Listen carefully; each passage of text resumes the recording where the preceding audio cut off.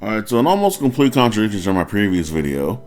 Someone asked me in the comments, is it too late to start playing Throne and Liberty? And it is not too late to start playing Throne and Liberty. As with all running MMOs, developers do these things called quality of life updates, which improve the quality of life of games for the longevity of the game itself. These quality of life updates can be anything from making it easier to obtain gear, making leveling faster, leveling easier, the story quests more condensed and easy to understand, and Throne and Liberty has gone through a lot of that very quickly within its inception to right now, actually. We're probably, 4 months out from Throne and Liberty's launch, and we've already had 2 quality of life updates that are huge, that make it so much easier to get gear and so much easier to get weapons, and just be already on an even playing field with players that have been playing since the very beginning of the game. Within 2 months of the game coming out, they released a random queue that allowed you to get a chance to get a medallion that if you collected 1 medallion, you could trade in for a piece of jewelry.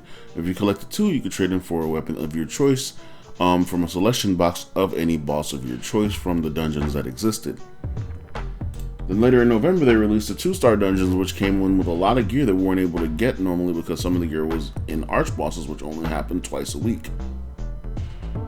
Then roughly 2 weeks after that, they released a random dungeon queue for 2-star dungeons, which allowed you to get a 12-pack of tokens to allow you to craft the armor piece that you were looking for from the 2-star dungeon. So they just made it a lot easier. Now these things are now available to all players that are coming into the game going forward. And I'm gonna guess that everything that comes out after is still gonna be giving more accessible as the things come out. They're gonna give you like the thing that comes out, like say 2-star weapons come out, and they're gonna give you an easy way to get it somewhere down the line. So as the game progresses, it's gonna be just easier ways to get things. Even with the open world bosses, they gave you a pity chest that gave you a chance to get the weapon from the open world boss. It's a low chance, as with everything else in the game, it's all RNG, so it's a very low chance to even get the piece or the token or the medallion pack. But it still exists to where you have a chance to get it. Even with all the players being very geared as they are, people are still running dungeons, people are still running open world bosses, people are still playing the game as it normally is. And so even coming in as a new player, you'll find yourself being carried through most dungeons by people that are fully geared and have the DPS to just burst the dungeon down. Now I do recommend you still watch a YouTube video or ask to learn the mechanics for some of these dungeons, because some of the 2-star dungeons are still considered a hard thing for a lot of people.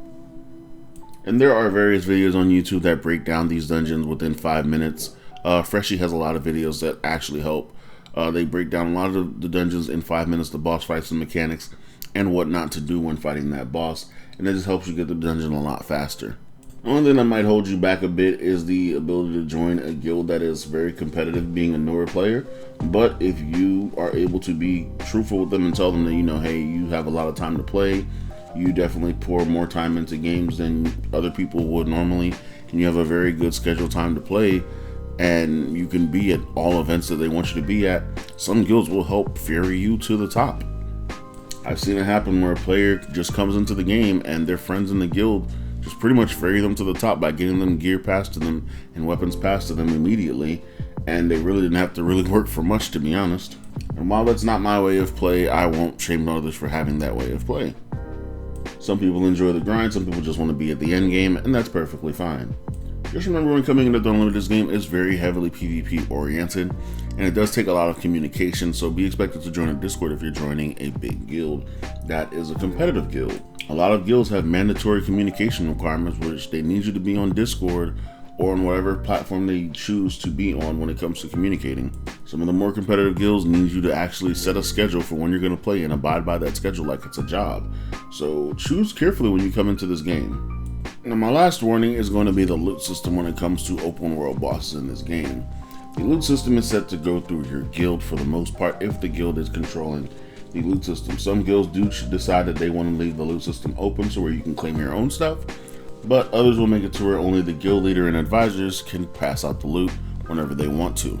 Now be careful when it comes to joining those guilds, because sometimes people in those guilds aren't as honest as you would like people to be. And because the game is still so early in its inception, people are going through the trend of when an arch boss weapon drops from an arch boss, they are grabbing that weapon from their guild, leaving the guild and leaving their server, because server transfers are available, and changing their name and just living life like nothing else happened. And honestly, that system is my most hated system about this game. This game just didn't need that type of system in the first place. I do understand it helps people, get geared up throughout their guild, but I feel like if someone decides to be a horrible person, then that's a system they can abuse, especially as a guild advisor or guild leader. And I've heard about it happening many times through smaller guilds and a few times through bigger guilds. Some people take that this is a game of war and betrayal a bit too far and don't think about the human element behind everyone playing this game and everyone putting their time into things that they want, and they just screw everybody else over. So be careful when it comes to looking for a guild that hands out loot that way and people that you can find that are trustworthy. There are a lot of trustworthy people here, but there are a lot of people that just aren't. But yeah, that's pretty much it for this video. Thank you guys for watching, and hopefully this was able to answer your question if it was too late to join Throne of Liberty. And follow some of the warnings that I gave you if you feel like, you know, that's something you really need to do.